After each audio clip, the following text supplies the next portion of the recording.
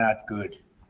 The consequences would be that they wouldn't get forgiveness of their student loans as they would be eligible for if they were working for the government or a normal nonprofit that's not violating the law. All right. Any questions on that? Anybody have any questions? So we'll talk about the manufacturing turnaround, and it's been very early, but it's pretty significant. The numbers were much better, as you know, than projected by the media, and a little surprising actually how strong, how fast, because we have many companies are moving into our country. As you probably know, it's a statistic that everyone talks about, but nobody seems to have done much about. Since the beginning of NAFTA, there's been 90,000 plants and factories closed in this country. Think of that. 90,000 plants and factories have been closed in this country. Many of them have been car manufacturing plants. And that's a terrible statistic, and we'll be turning that around. You're going to see it already. We already have numerous that are being built or starting to be built, and numerous that were being built in other countries, and they stopped, and they're coming here now because of the tariffs. And that's a big deal. That's what you want to hear. During the last year, the Biden administration saw a loss of more than 110,000 manufacturing jobs, or 9,000 manufacturing jobs every single month. It averaged about 9,000 a month, 110,000 manufacturing jobs. During the first full month in office, we've not only stopped that manufacturing collapse, but we've begun to rapidly reverse it and get major gains. We created 10,000 manufacturing jobs in February alone. That hasn't happened in a long time. And these aren't government jobs, which actually we cut. These are private sector manufacturing jobs. So we gained all of those jobs, 10,000 jobs, and we barely started yet. That's a very unusual number. People are surprised by it. I'm even a little surprised. On auto jobs, we created almost 9,000 new jobs in the auto production field. And the reason for that is largely they think things are happening, so they're already geared up. In some cases, they had rooms in their plants, or they had empty plants that they were able to put into use quickly because they see because of the tariffs, they don't want to be dealing with other places, and they don't want to go back and forth and around and through the borders and across Mexico border and Canada border and all of. They want to have the jobs in one location. And they've had space, and if they had space, they were able to create the jobs almost immediately. In some cases, they'll be building plants to take care of those jobs. So we created 9,000 new jobs already in the auto production, auto parts manufacturing. So we want the auto parts ideally, and I think from a simplicity standpoint too, to be built and made in the United States. It's in a single month. That all took place in a single month, 9,000 new auto jobs. You haven't heard that in a long time. After auto workers lost more than 27,000 auto jobs in the final year of Biden. These are also high-paying jobs. These are very prime jobs. The ISM manufacturing survey have also confirmed that our administration is presiding over a brand new domestic manufacturing boom after major collapse under Biden. It was a collapse. All he did is keep adding new government jobs, which are not the jobs you want. We're trying to shrink government and grow the private sector. That's what we've been doing. Under the final 2 years of Biden, 1 in every 4 jobs created in America was a government job. That's a tremendous percentage. But under the first full month of President Trump, which we haven't even gotten started yet, an incredible 93% of all job gains were in the private sector. So that statistic just came out. Big gains for native-born Americans. For the first time in 15 months, the job gains for native-born Americans, for American people born in America, exceeded job gains for migrant and foreign-born workers. This is the first time that's happened in more than 15 months. Employment for native-born workers went up by 284,000. While foreign-born workers went down by 87,000.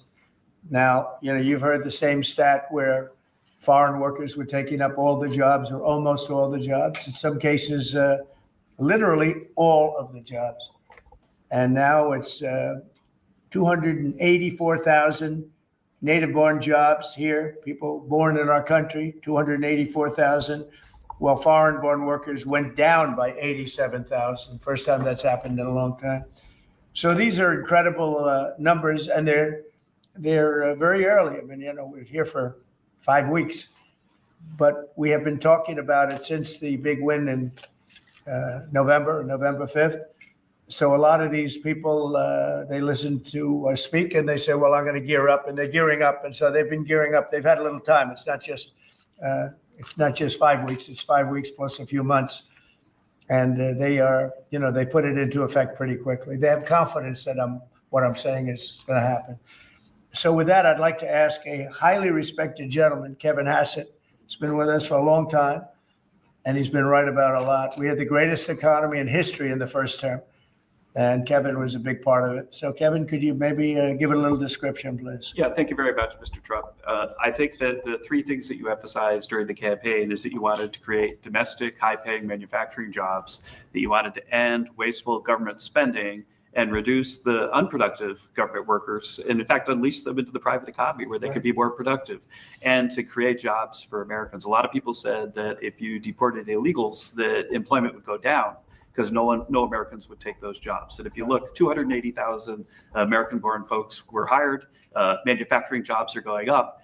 And this is just out of the expectation of your future policies, really, sir. It's in April when your Reciprocal Trade Act is expected to happen. The tax cuts haven't passed yet. And so people are clearly expecting the golden age. And if you want to forecast the future numbers, everybody, just keep in mind that President Trump has already gotten us 1.7 trillion in commitments of new factories. And those haven't even happened yet. Those aren't even in the numbers. And so I expect this is going to be a glimpse of a golden age to come, sir.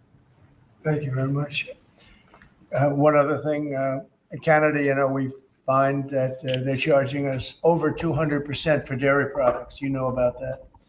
And when I left, we had that well taken care of. But under Biden, they just kept raising it. Very difficult to deal with, the Canadian representatives. 250% for dairy products, tariff. So where do you hear that? You don't hear that. They have a tremendously high tariff.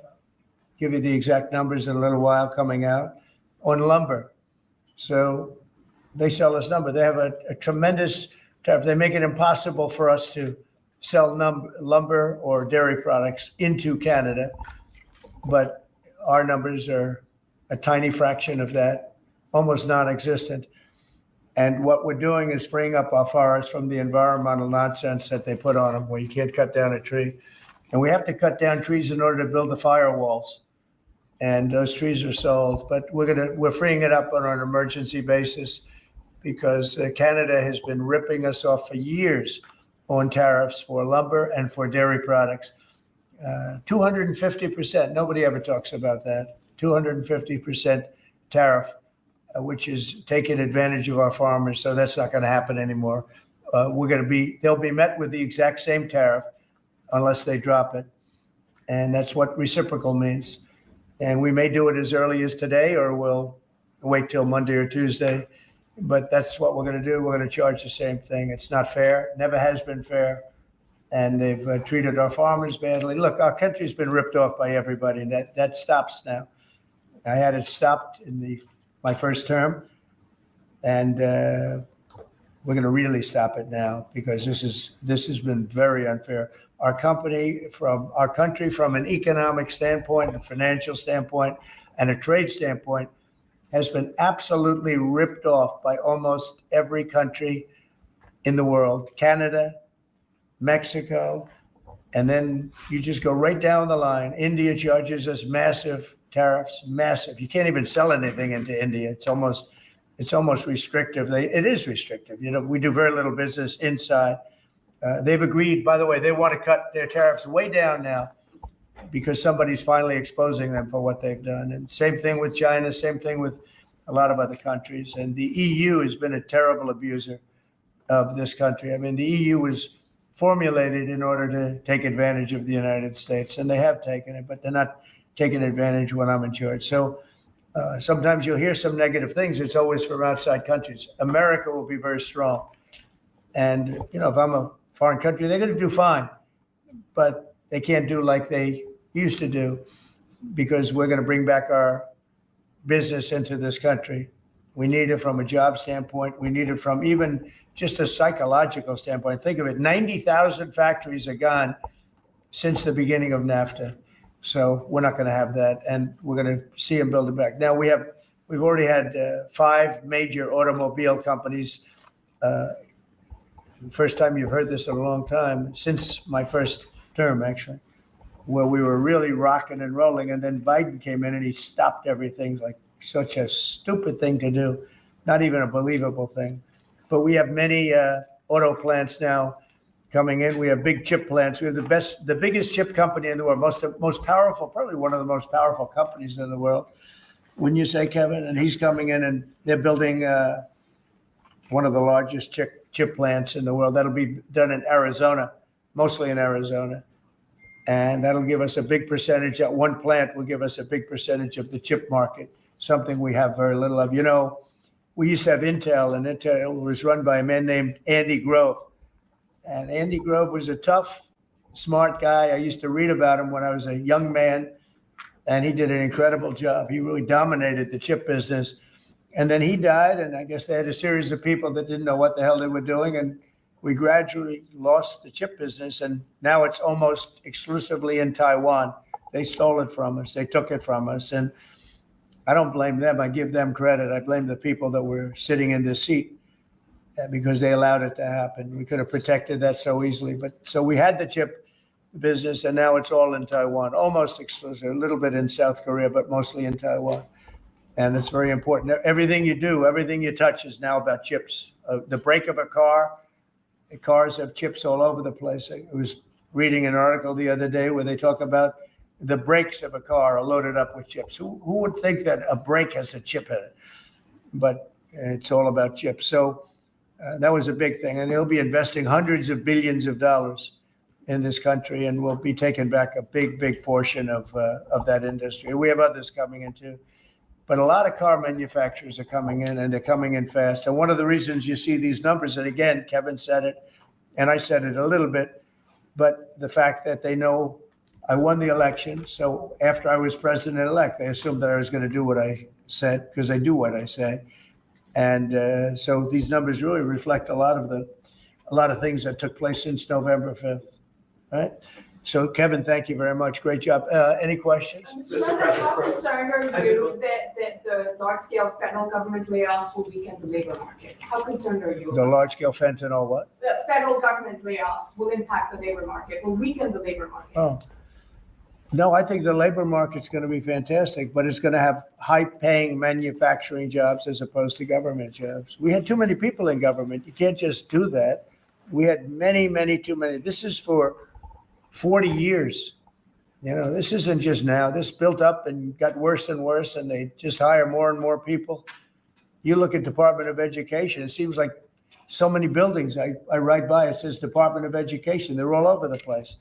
And we don't even want it. We want the education to be given by the states. It'll be much better. It'll move us to the top of the list from the bottom of the list, and actually save us money. But it's too important to even talk about them. It'll save us a lot of money, but we don't want that. We want education to be given. So you go to Iowa and Indiana and Idaho and all these places that are so well run.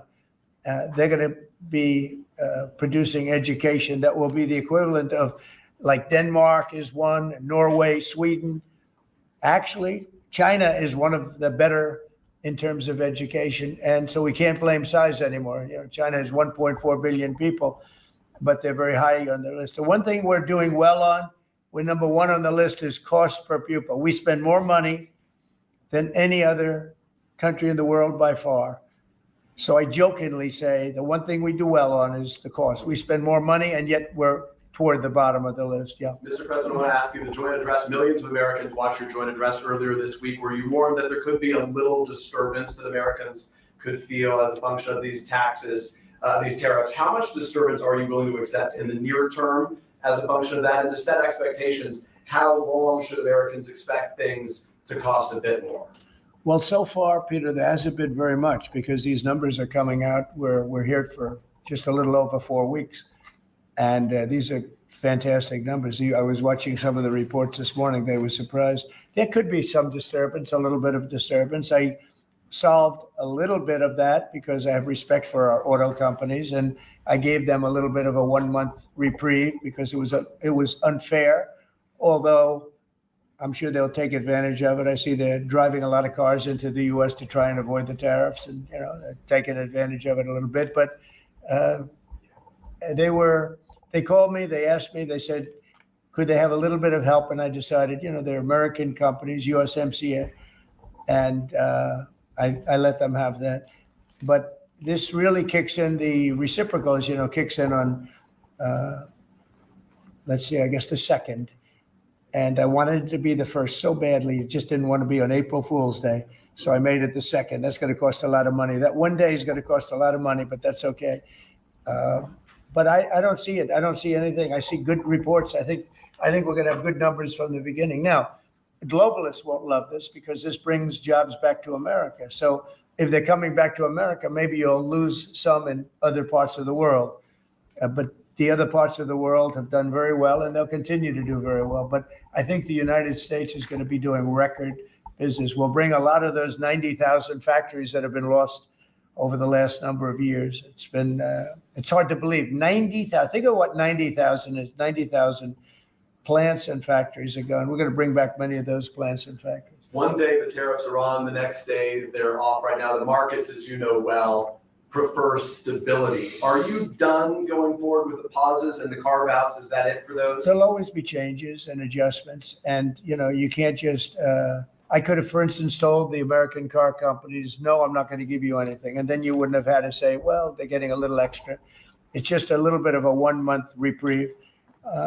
They're very happy about what's happening. They won't have to go across borders. And you see the zigzag, and you have a fender made in Canada, you have something else made in Mexico.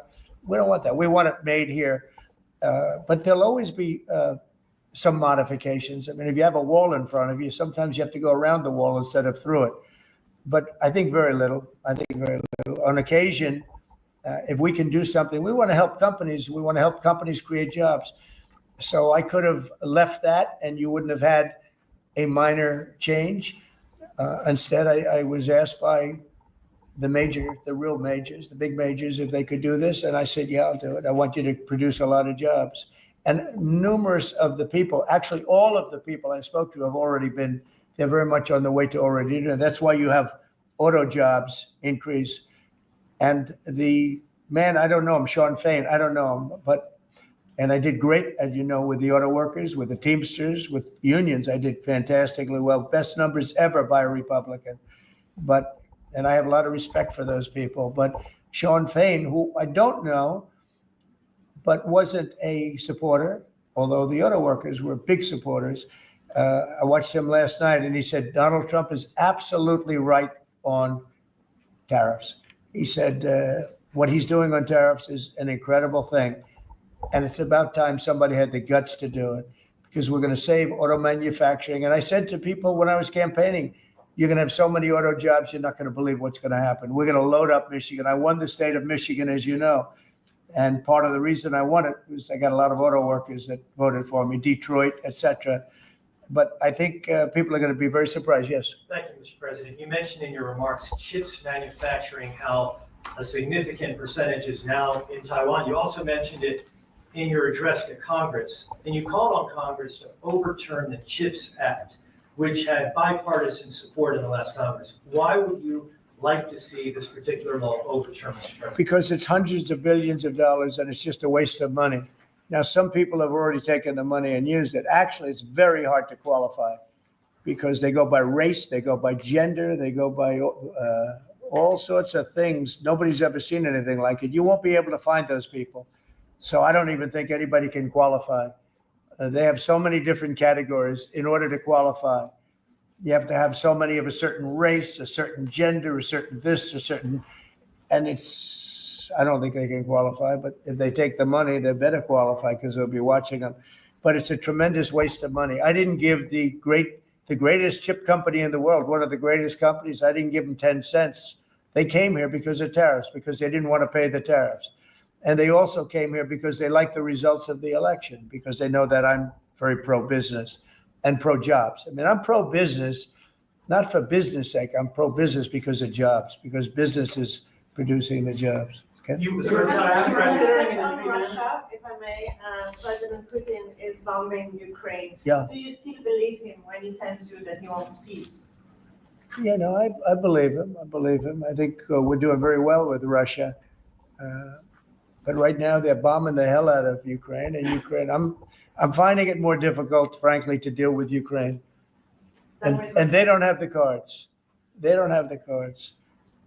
As you know, we're meeting in Saudi Arabia on sometime next week, early.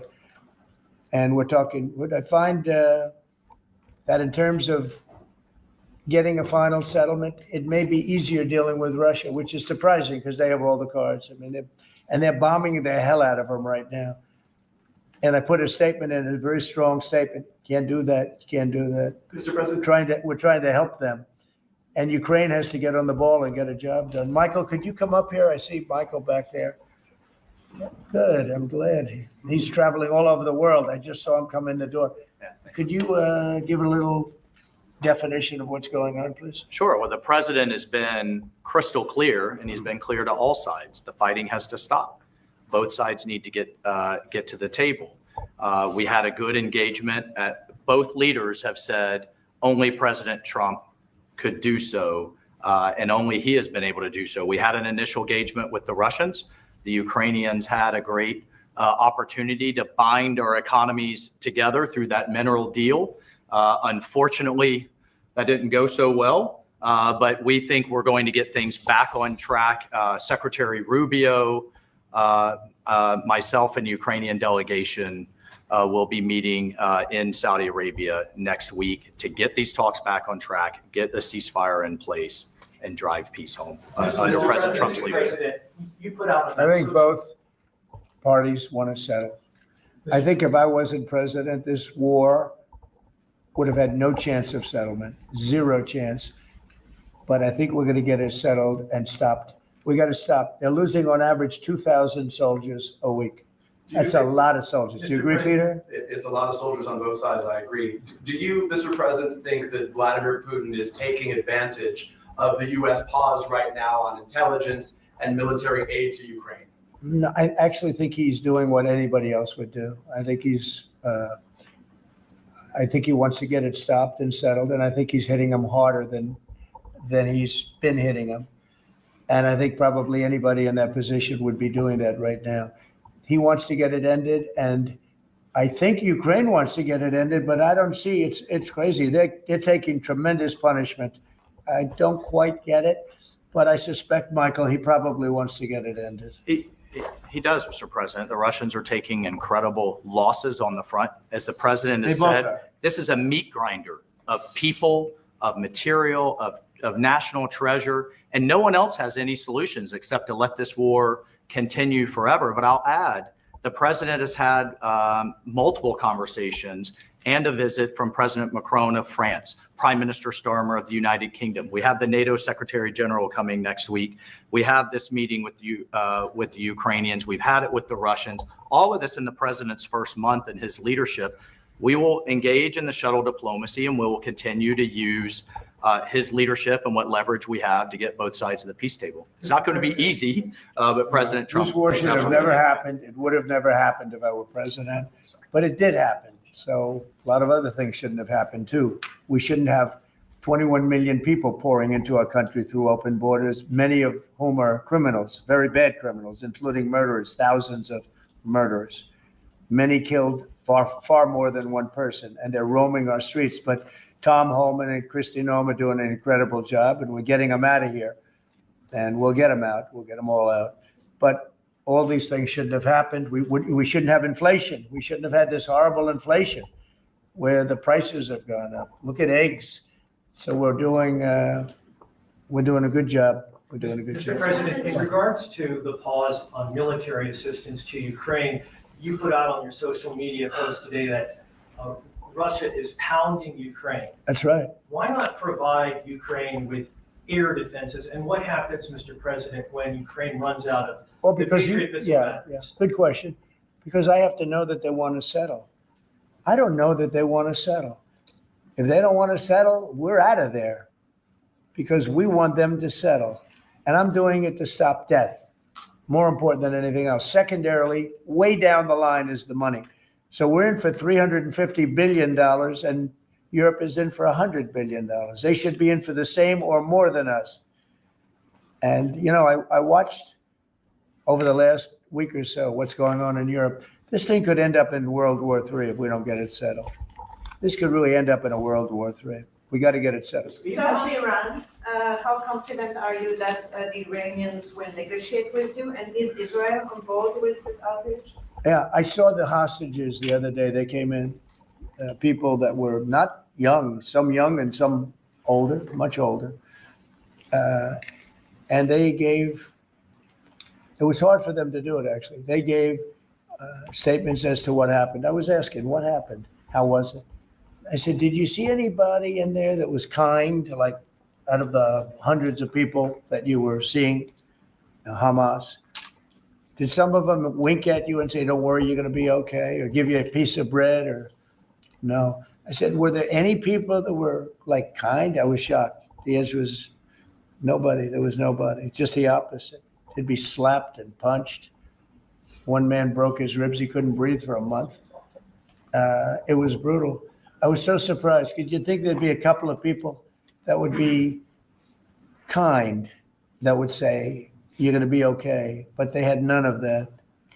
It's pretty amazing. Brian? Thank you, President. He's a kind person, Well, according to. although not to Zelensky, he wasn't. Well, you know what, that's another. But to Trump, he's conversation. been good. Yeah. Go ahead. Nice tie, by the way. Thank you. Thank you. I like yours too. Two questions. One on peace. Why don't you think any other European countries are offering a peace deal? It seems like no one's come to the table for peace except for you. Yeah. It's a very good question. Sometimes questions aren't answerable. They're in a very unusual position. They don't know how to end the war. I think I do know how to end the war. Despite the Russia hoax, I've always had a good relationship with Putin. And, you know, he wants to end the war. He wants to end it. And I think he's going to be more generous than he has to be. And that's pretty good. That means a lot of good things. Because frankly, you could have made a great deal if this war never started, you could have made a great deal. I don't know that anything would have had to be given up. This was not a war that was going to start, Brian. And it didn't start. For 4 years, somebody said, well, how do we know that? Well, for 4 years, it didn't start. I used to speak to Vladimir about it. I used to speak to him about it at length. It was the apple of his eye, but there was no way he was going in. And he knew, there were going to be consequences. But it did start. I mean, think of what happened. Inflation, you have the war with Ukraine and Russia, that wouldn't have happened. October 7th would have never happened. Israel, they had no money. Iran had no money. Iran was stone cold broke, and now they have a lot of money.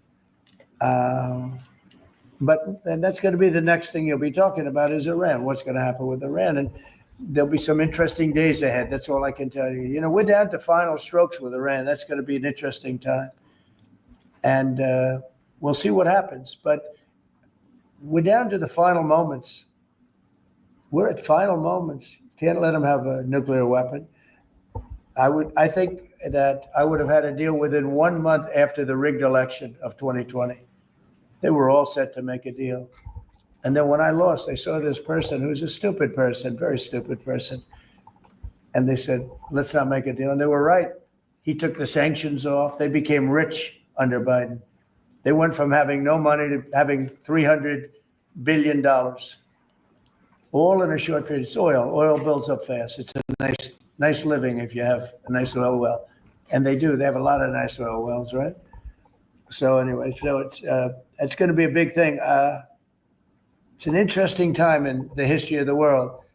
But we have a situation with Iran that something's going to happen very soon, very, very soon. You'll be talking about that pretty soon, I guess. And hopefully we can have a peace deal. You know, I'm not speaking out of strength or weakness. I'm just saying I'd rather see a peace deal than the other, but the other will solve the problem. Mr. President, your allies are calling on you to pardon Derek Chauvin. Are you considering pardoning Derek Chauvin? No, I haven't even heard about it. No, Mr. President, on peace. I haven't heard that. In the first term, you may recall, I broke the news that you were nominated for the Nobel Peace Prize. And the reason for that was the work that you led on the Abraham Accords. I spoke yesterday with the member of parliament, the Norwegian parliament, that nominated you. And he said, what the Nobel Committee is looking for from you, Mr. President, is security guarantees for Ukraine. Is that a possibility, Mr. President? So before I even think about that, I want to settle the war, get it finished. Because if I'm not here, nobody's going to settle it. And President Macron has said that, and everybody said that, the prime ministers and presidents. We're pushing very hard. That's all I'm thinking about now. As far as the question about security later, that's the easy part. The hard part is getting it settled. We got to get them. We're losing 2,000 human beings every week. More than that, actually. 2,000 nice, young, although they're getting older because they're drafting much older now. In the case of one country, much older, because a lot of the young people have been killed. It's very sad, and I'd like to see if I could stop that. And I'd like to also see if we could stop making these massive payments from the United States. I mean, Biden gave away money like it was water, with no anything, got nothing for it. Europe did it in the form of a loan. They get their money back, we don't. So that's how we came up with the rare earth deal. But we started, behind the eight ball. He could have gone to Europe. He could have said, come on, you got to put up money with us. You got to put up money with us. But he never did that. They just kept handing money out because he was grossly incompetent. All right, thank you very much, everybody. Thank you very much. Thank you. Thanks, guys.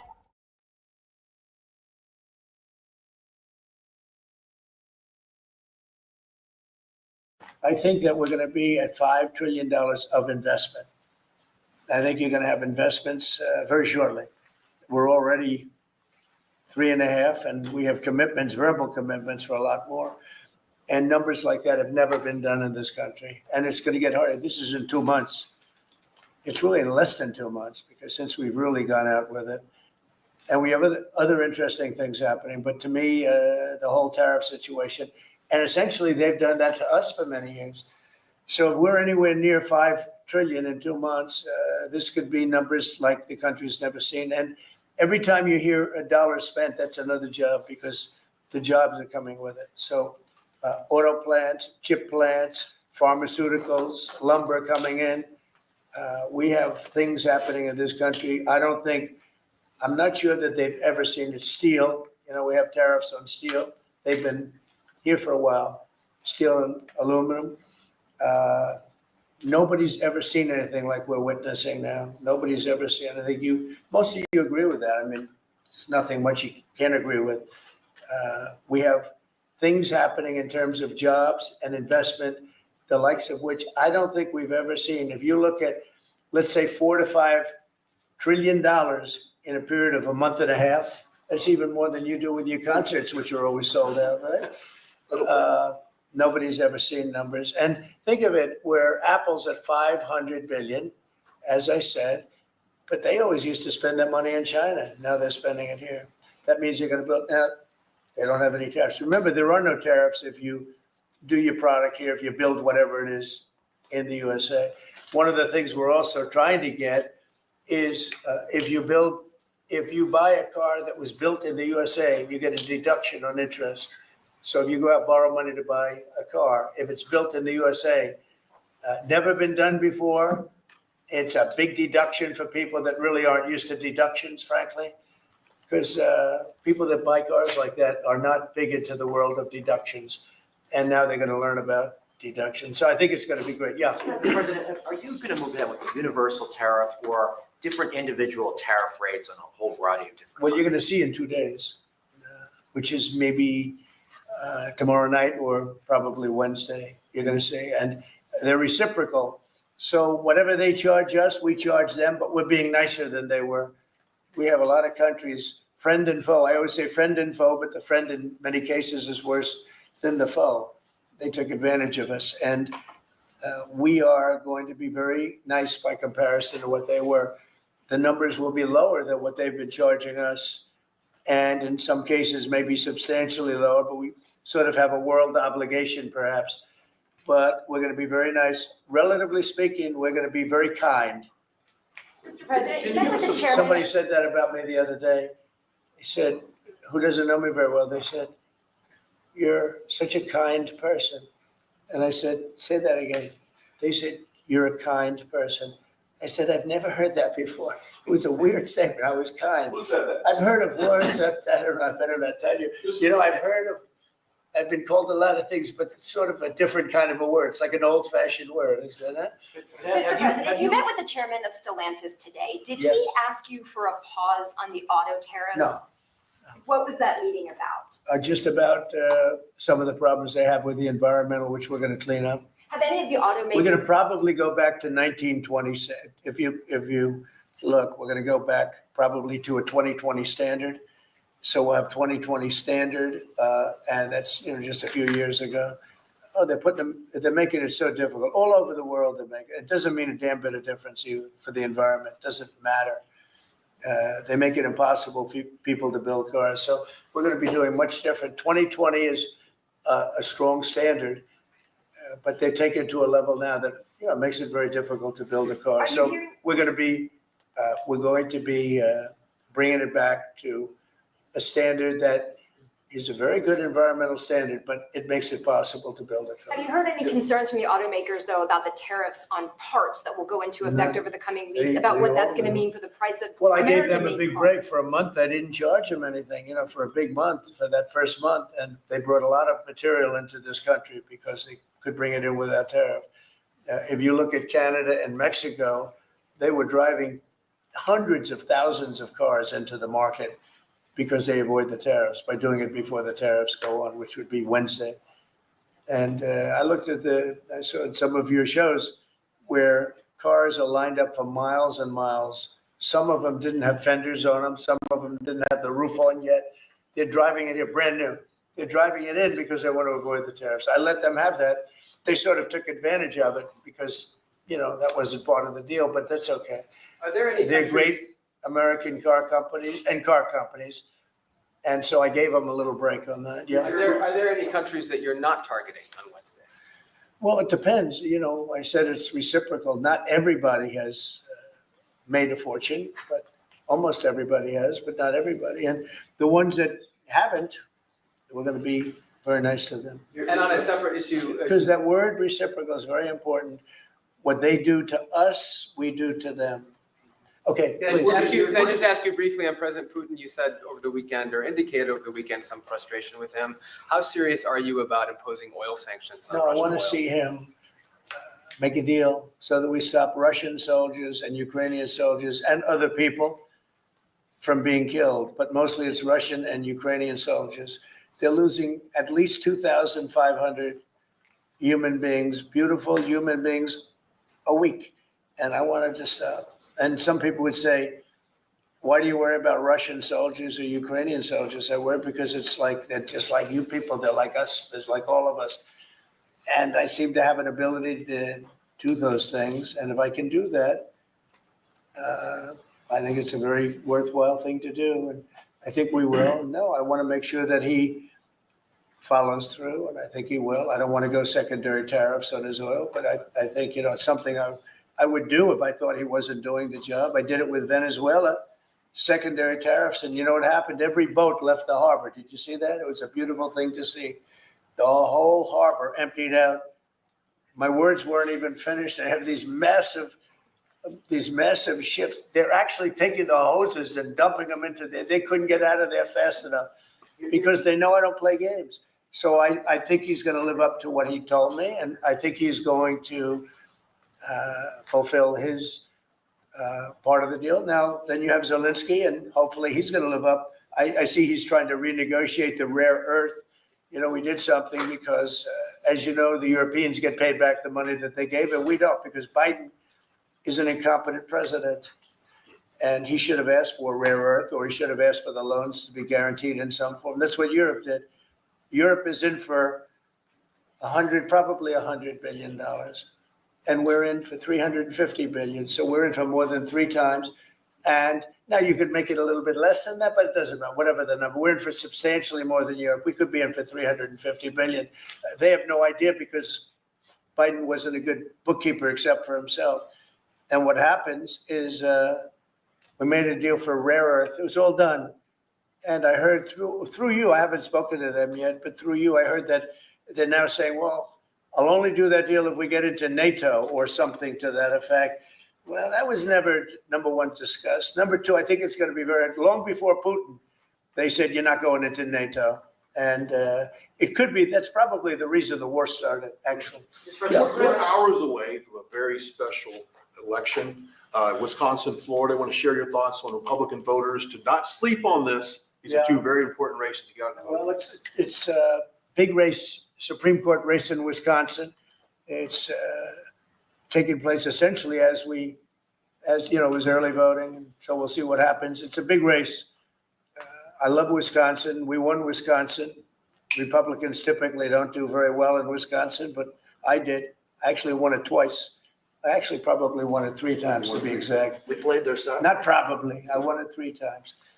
We had a rigged election the second time, but that's, you know, one of those things. We had to make this one too big to rig.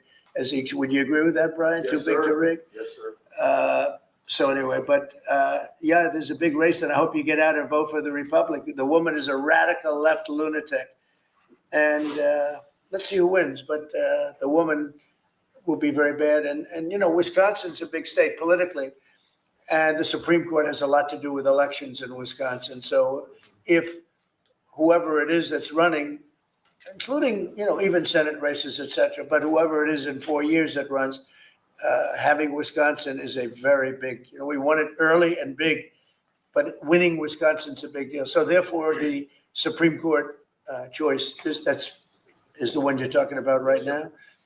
It's a big race. It's going to be announced fairly shortly. On TikTok, big week of deadlines. You got Liberation Day and the TikTok deadline. Yeah, this we week. do, which I can extend if I want, but we have a lot of enthusiasm for TikTok for buying it. I think TikTok is good. I used it I was a great TikTok guy, and we won by 36 points, the youth. You know, we won the youth, which Republicans don't do. Maybe it's because Kid Rock likes Trump. I don't know, but we won the youth by 36 points, and I attribute some of that to TikTok. Is the TikTok deal, the negotiations now, tied to a bigger tariff deal with China? No, but you know, it could be. I mean, you know, I've used tariffs for lots of different reasons, but I could see, you know, 1 point in tariffs with China, a big country, would be probably worth more than all of TikTok, as valuable as TikTok is. It's big stuff. So there's a great example. That's a great question, actually. I'm a very flexible person. I could use that for that. Like, maybe I'll take a couple of points off if I get approvals for something. I haven't done it. Maybe I'll do it, maybe I won't, but it's a very good question. Peter, you're very good. Thank you. You'll love this one. Go ahead. It's not front page news, but I am just curious.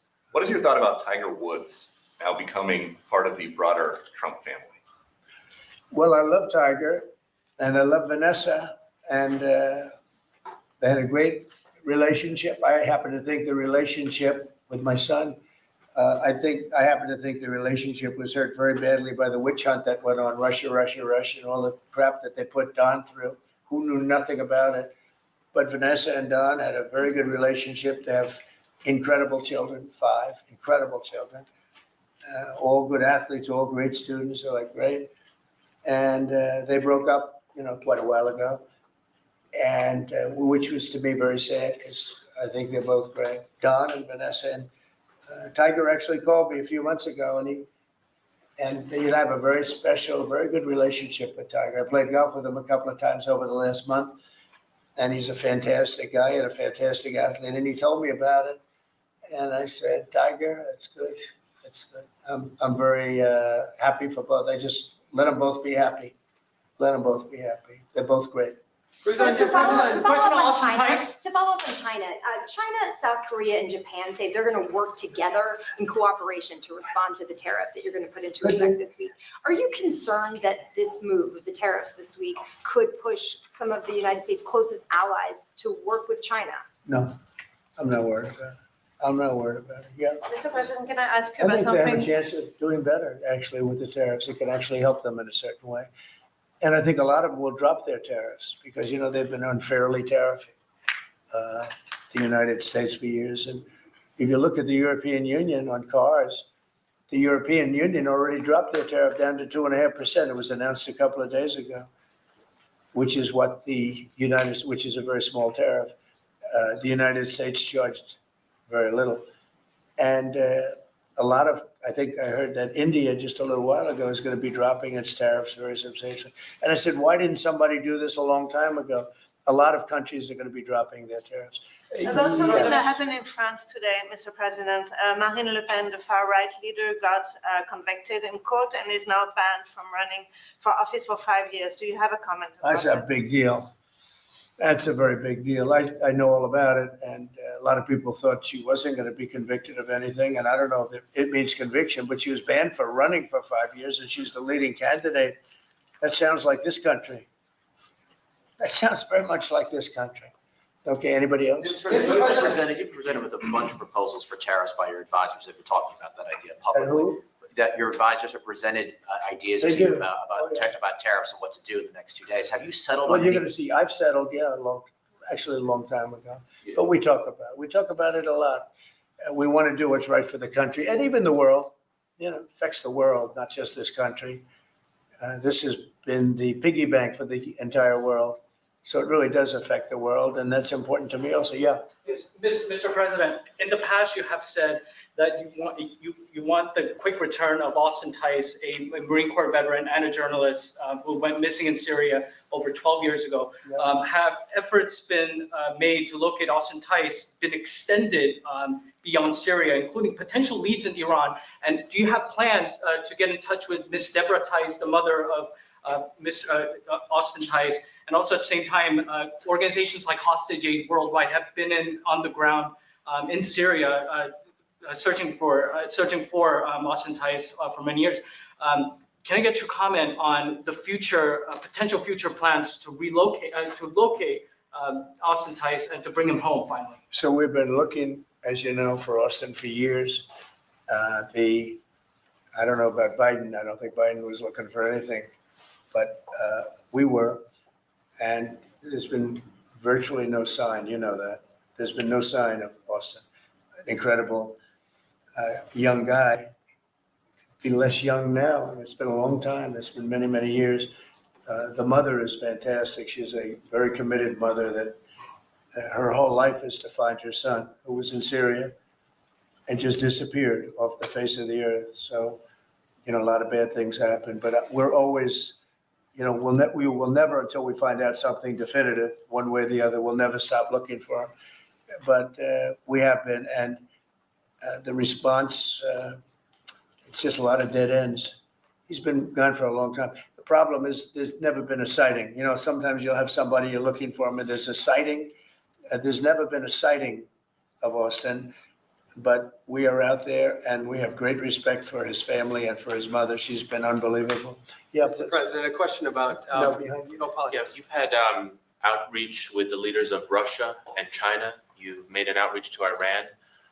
When are you going to plan to reach out to North Korea and Kim Jong-un? Anytime in the near future? Well, I do. I have a very good relationship with Kim Jong-un.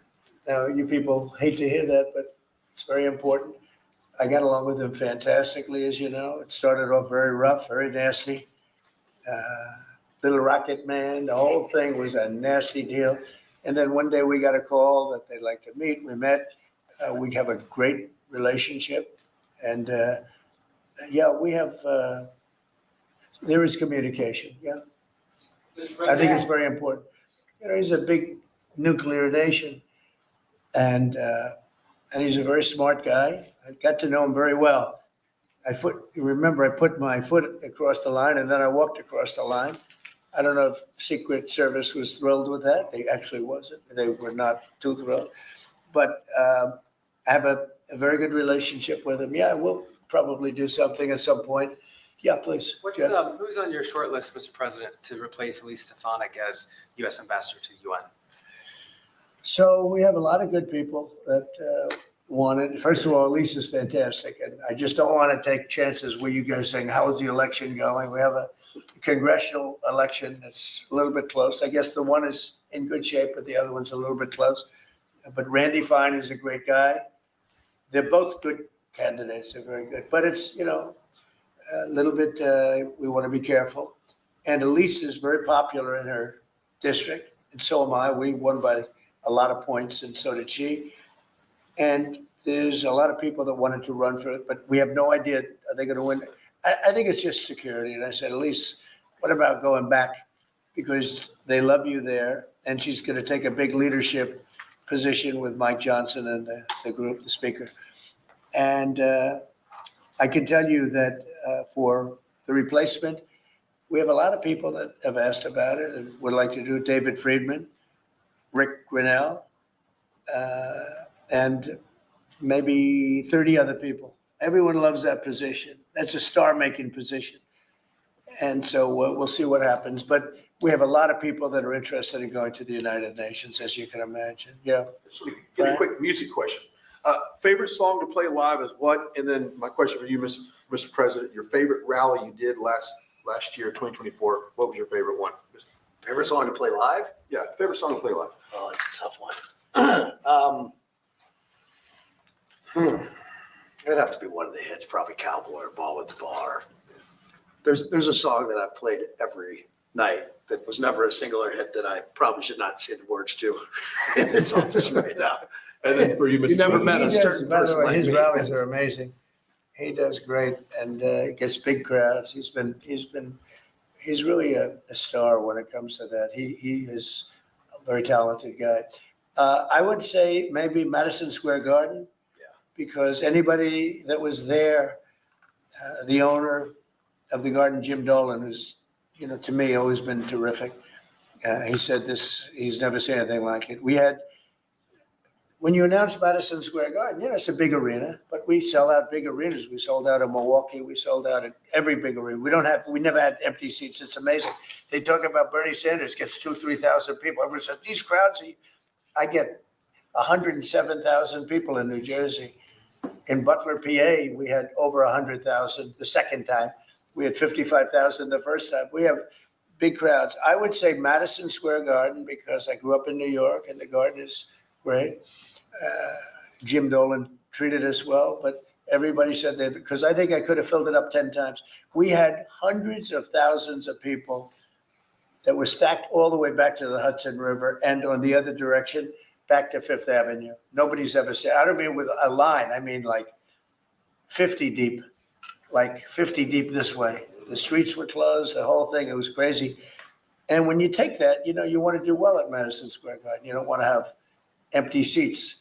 But we could have sold it out, Brian, 10 times, and everybody knew it. And I think we got a good indication that that's where the election was going. And we won every swing state, and we won by millions of votes. It was a great election, yeah. Mr. President, the U.S. military transferred 17 individuals to El Salvador overnight. Did you discuss with your team whether these deportations would run afoul of any recent court orders? No, I do want to thank, however, the president. He has been unbelievable and, you know, in relation to us. But I think that our people have done an incredible job. You know, I got elected on the basis of getting bad people out of our country that shouldn't be here, very dangerous people out of our country. And that's what I did. And then you have a judge that wants to take over. And I can't imagine it can be allowed. If it was up to him, they'd all be put back in our country. These are killers. These are drug lords. These are really bad people. But I want to thank the president of El Salvador, because he's done an amazing job. You saw it. Yeah. Elon Musk's special government tenure is coming to an end, 130 days, I think another month. Yeah. Do you want him to stay longer, or is it time for him to go back to running his companies in Europe? Well, I think he's amazing, but I also think he's got a big company to run. And so at some point, he's going to be going back. He wants to. Would you want to keep him around? But I'd keep him as long as I could keep him. He's a very talented guy. I love very smart people. And he's very smart. And he's done a good job. Doge has, we found numbers that nobody can even believe, like 400 billion, 500 billion. It could be close to $1 trillion by the time they end on different things. And he's led the charge. And you've seen a lot of his people. And these are people that joined up. I always say the high IQ people. I like high IQ people. And they've done a great job. No, at some point, Elon's going to want to go back to his company. I will say he's got, despite the way he's been treated, so he's an American patriot, but the way he's been treated with Tesla is just terrible. It's just terrible. Once he goes In fact, back, you have a Tesla, and you love it. He was saying before he bought a Tesla, I love it. A lot of people are buying Teslas, I think, and I hope they are. He should not be treated that way. He's done an incredible service to our country. once he goes back, is Doge going to keep operating even without Elon here? Well, I can't tell you that. I can say this, that a lot of the people that are working with Doge are the secretaries, the heads of the various agencies. And they've learned a lot, and they're dealing with the Doge people. I think some of them may try and keep the Doge people with them. But, at a certain point, I think it will end. But they have also gotten a big education, and they're doing a really good job. There'll be a point at which the secretaries will be able to do this work and do it very, as we say, with the scalpel. And that's what we want. Yeah, Jeff? Mr. President, have you had any updates on the U.S. soldiers missing in Lithuania? I have. Can you give us an update?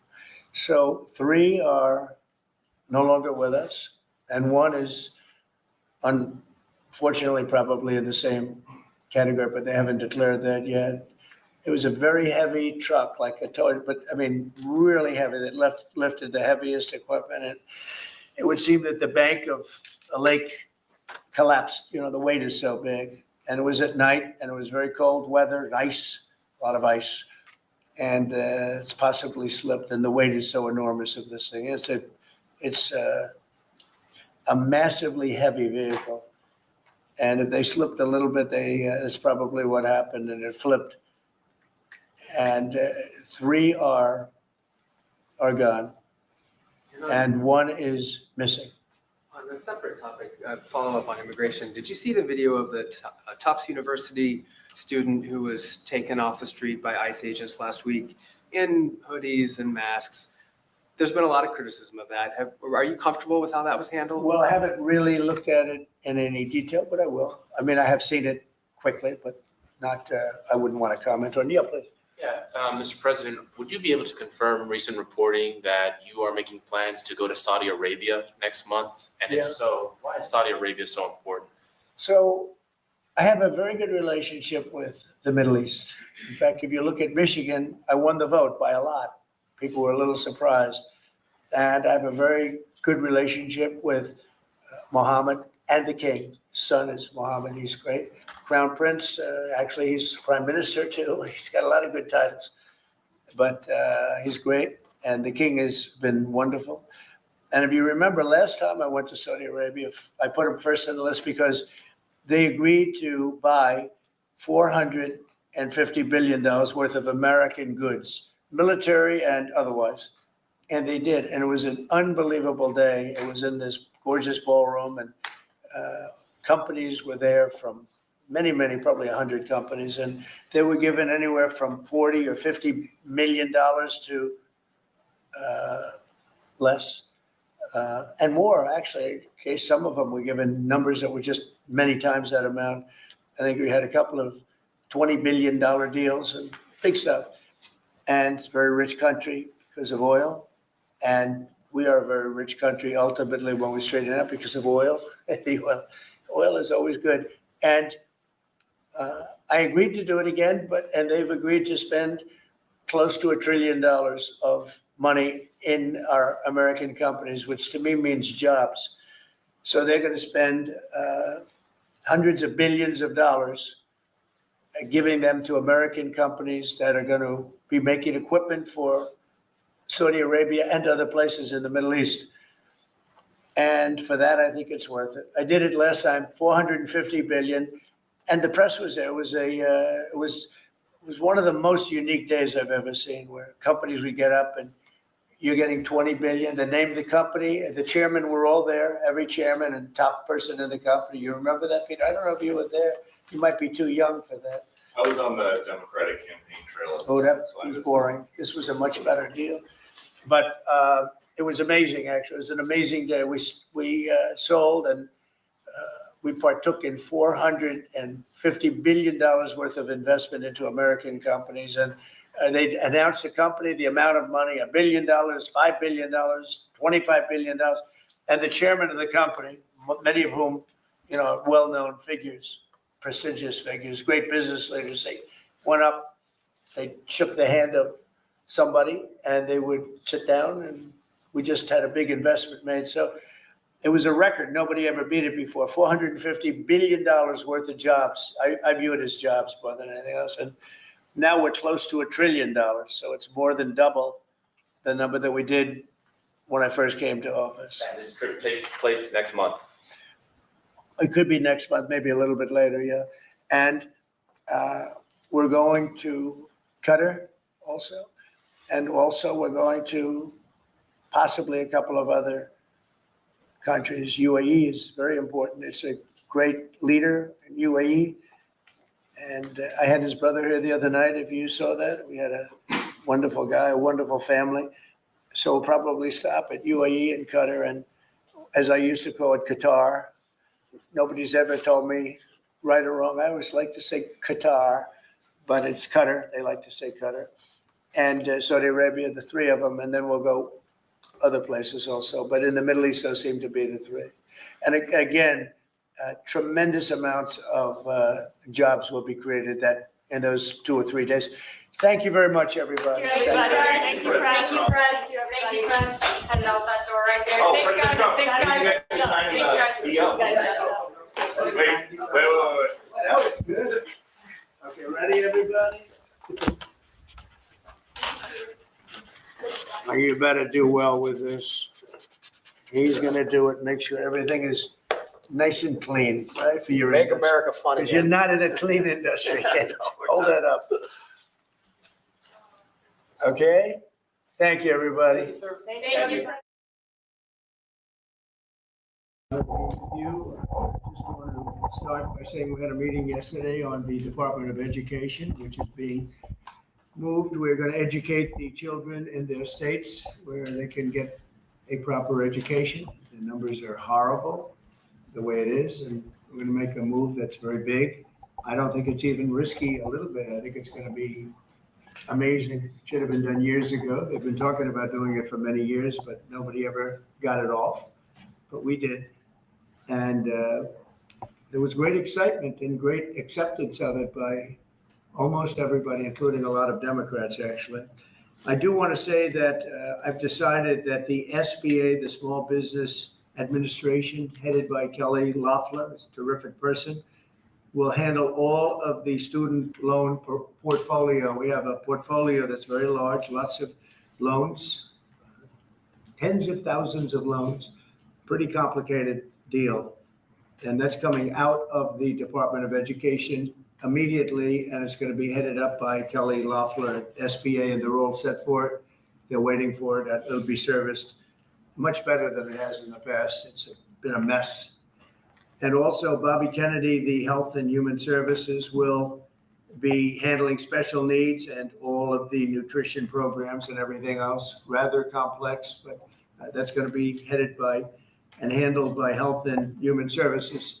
So I think that'll work out very well. Those two elements will be taken out of the Department of Education. And then all we have to do is get the students to get guidance from the people that love them and cherish them, including their parents, by the way, who will be totally involved in their education along with the boards and the governors and the states. And it's going to be a great situation. I guarantee that in a few years from now, I hope I'm going to be around to see it, but I think we're going to see a lot of it. I think that you're going to have tremendous results. You're going to have results like Norway, Sweden, Denmark, a lot of the the countries that do so well, I think you're going to have a lot of those results. If you look at Iowa and Indiana and Idaho, so many places that run so well, Florida, Texas, big ones, you're going to have great education, much better than it is now at half the cost.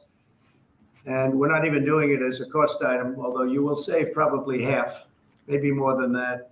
And you're not going to be at the bottom of the list. You're going to be much higher. And maybe you'll be, I will guarantee some of the states will be at the top of the list. They'll be comparable or better than these number 1, 2, 3, 4, 5 countries, the countries that are in the top 5 positions. So that's, to me, it's very exciting, and it's been received very well. So I just wanted to tell you about the student loans and special needs. But we're here for a reason today that is very exciting, and I'm thrilled to announce that at my direction, the United States Air Force is moving forward with the world's first 6th generation fighter jet, number 6, 6th generation. Nothing in the world comes even close to it. And it'll be known as the F-47. The generals picked a title, and it's a beautiful number, F-47. It's something the likes of which nobody has seen before in terms of all of the attributes of a fighter jet. There's never been anything even close to it, from speed to maneuverability to what it can have to payload. And this has been in the works for a long period of time. After a rigorous and thorough competition between some of America's top aerospace companies, the Air Force is going to be awarding the contract for the next generation air dominance platform to Boeing. As you know, was highly competed for. There was a lot of competition, generals, and it's been going on for a long time. Very, very tough competition, but this plane is produced numbers that nobody's ever seen before. The F-47 will be the most advanced, most capable, most lethal aircraft ever built. An experimental version of the plane has secretly been flying for almost 5 years, and we're confident that it massively overpowers the capabilities of any other nation. There's no other nation. We know every other plane.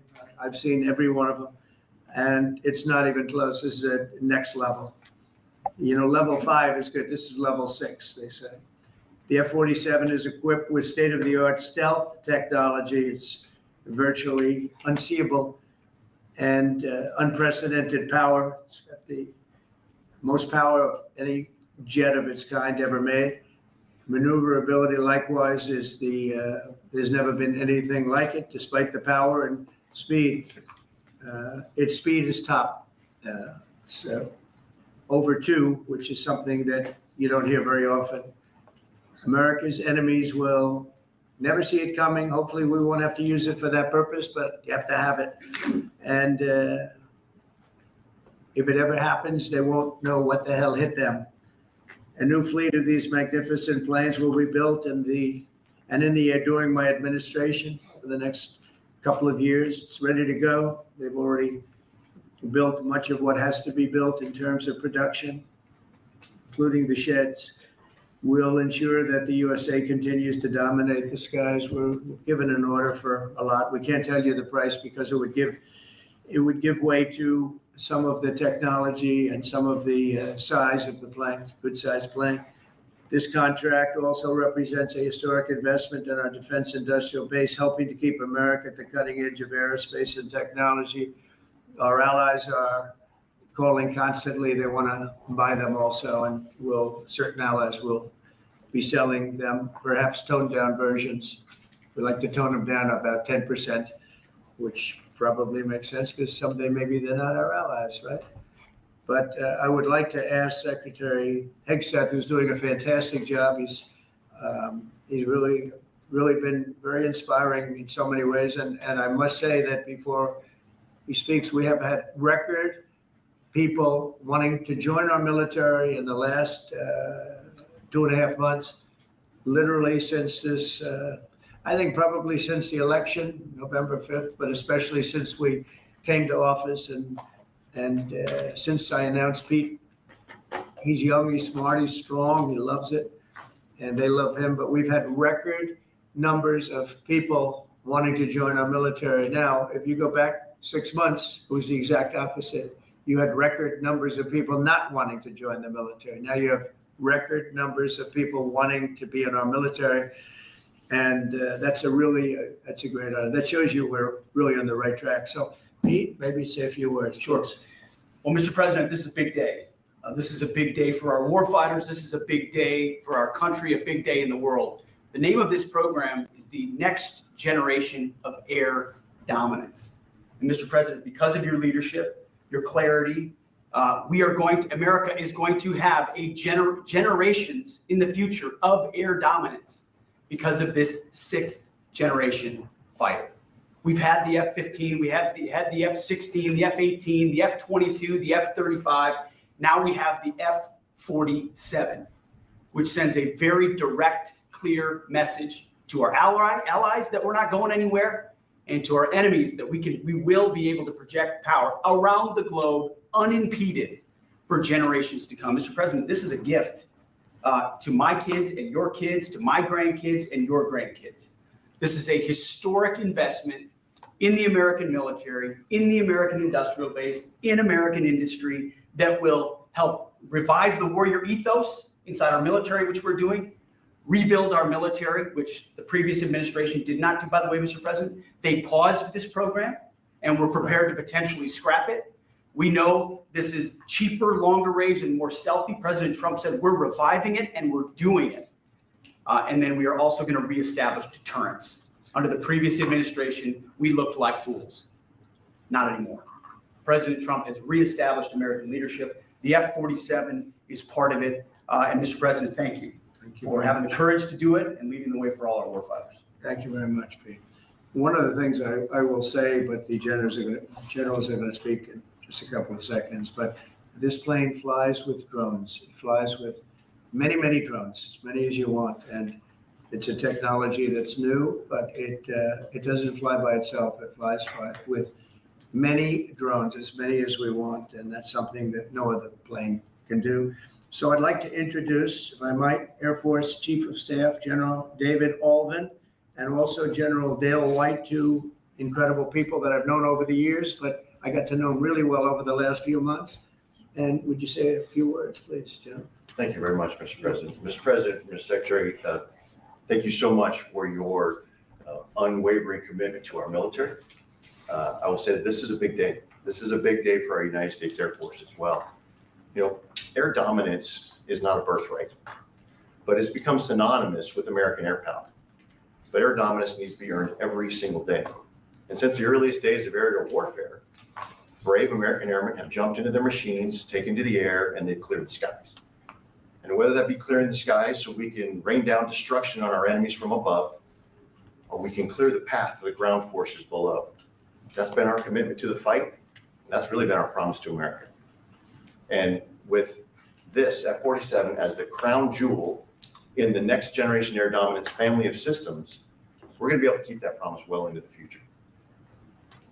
I also want to thank everyone from industry and with the government, our engineers, who have worked tirelessly on this program to bring it where we are right now today.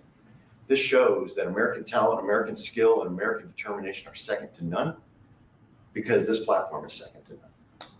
So we believe that this provides more lethality, it provides more capability, more modernized capability in a way that is built to adapt. This, along with our collaborative combat aircraft the President talked about with drones, this is allowing us to look into the future and unlock the magic that is human-machine teaming. And as we do that, we're going to write the next generation of modern aerial warfare with this. This enables us to do this. The manner in which we put this program together puts more control in the hands of the government, so we can update and adapt at the speed of relevance, at the speed of technology, not at the speed of bureaucracy. This is more Air Force.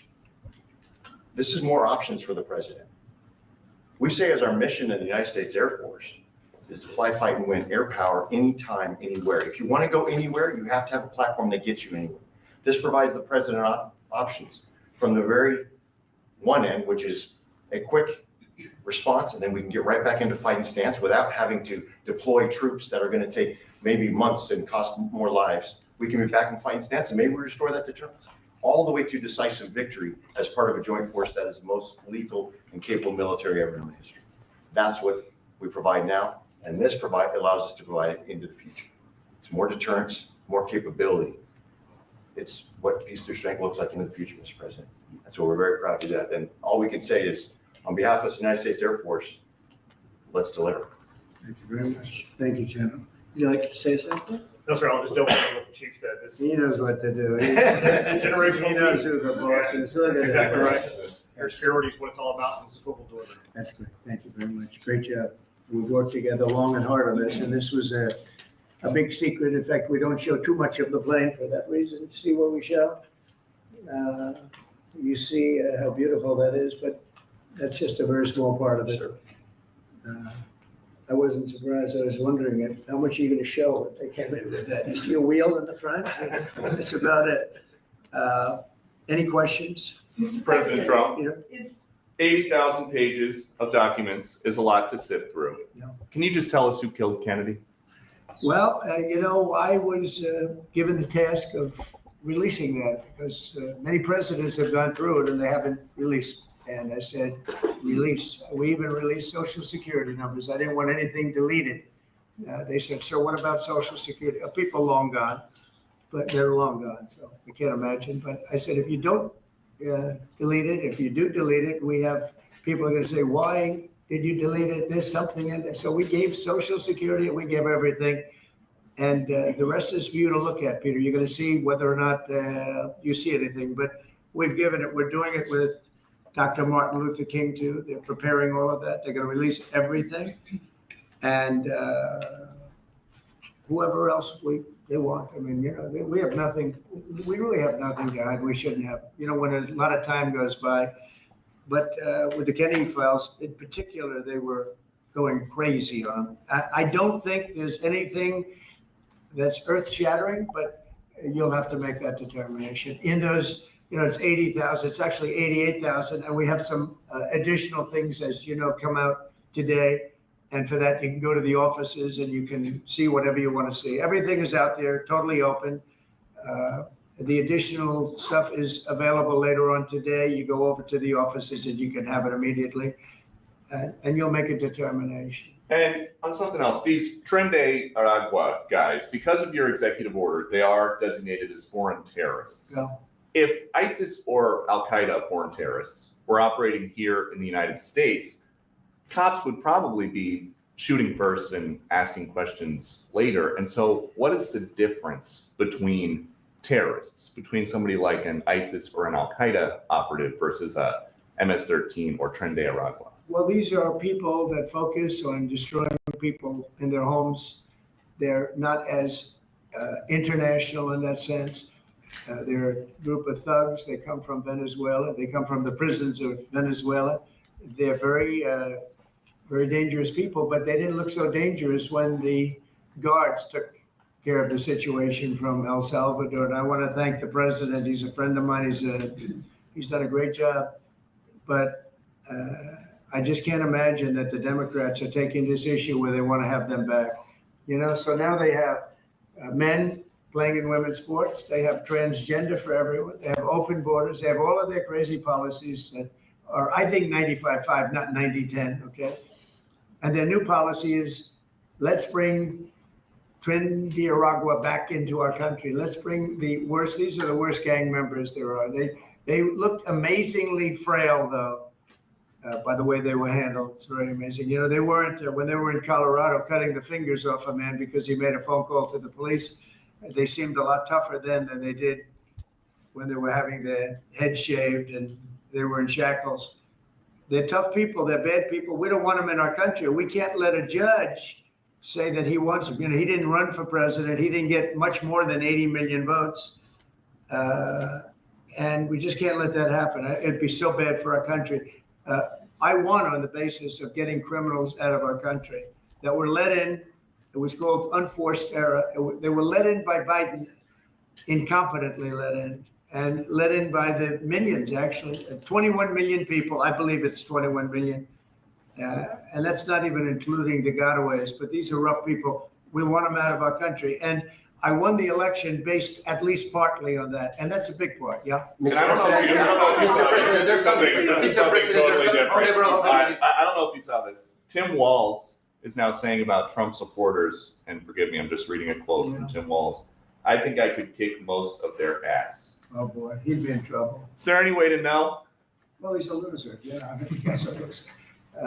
He lost an election. He played a part. You know, usually a vice president doesn't play a part, they say. I think Tim played a part. I think he was so bad that he hurt her.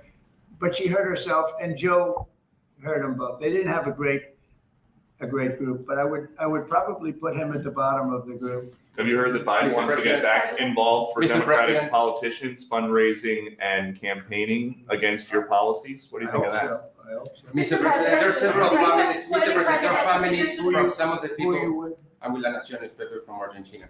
There are families from some of the people that were on those flights to El Salvador that claim that they're not criminals, they're not members of Tren de Agua, of MS-13.